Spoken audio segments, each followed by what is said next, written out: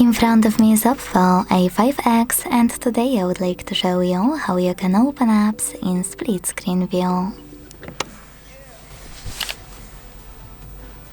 Begin by selecting an app you wish to use in this view on the top half of your screen. Launch it, access it in the background, and tap on those three dots at the top right corner of it. Select Split View, tap on the second app,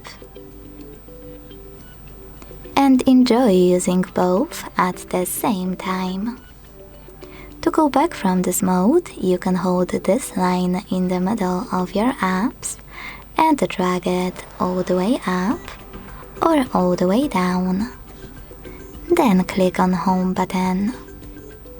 Thanks so much for watching. If you enjoyed this video, leave a like, comment and subscribe. Bye!